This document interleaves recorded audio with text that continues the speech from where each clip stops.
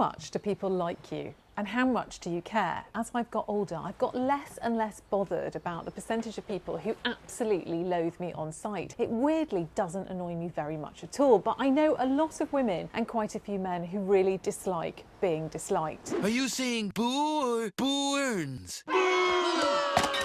I was saying boo-earns. The theme this week is likeability, and Alistair Campbell was on the Fortunately podcast with Jane Garvey and Fee Glover talking about how he has a really thick skin. He says in one given month the papers called him Hitler, Mussolini, Goebbels. He doesn't care at all. But his mother was really troubled by it and once told Tony Blair on a phone call, he was Prime Minister at the time, that the insults against Alistair gave her diarrhoea. It's something that's familiar to Jill Whitty Collins, who's written this book, Why Men Win at Work. And she talks about the paradox, the cruel bit of likeability, which is in order to succeed at work, we need to display behaviours that are generally not seen as very likeable in women, and we get penalised for that, whereas men displaying the same sorts of behaviours often do very well. The same behaviours that work for men just do not work for women. And that's important because we can say, okay, you just have to not care about being liked. But which human being doesn't care about being liked?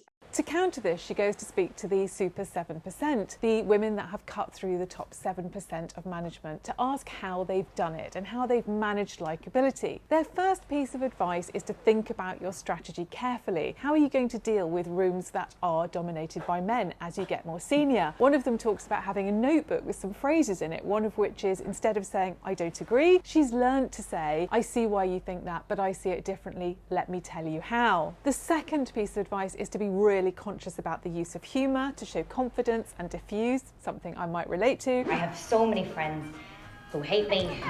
And the third is to think about your armour and your dress. Now, Jill is very uncomfortable with telling people what to wear or being prescriptive, but she says that all of the women in that Super 7% talk about attractiveness, and what they wear, their uniform, is really important. One of them goes as far as to ask, do you want them to look at your arse or listen to your opinion? Because I can tell you they won't be doing both. So my question this week is, how much does likeability matter? How much do you care about it? How much do men care about likeability? Maybe they care more than we think. Let me know. On the subject of likeability, I'm in a rage this week with one of Monty's mates, a giant white dog who took me out in the park and gave me a nan down like any grandma. Come on, guys!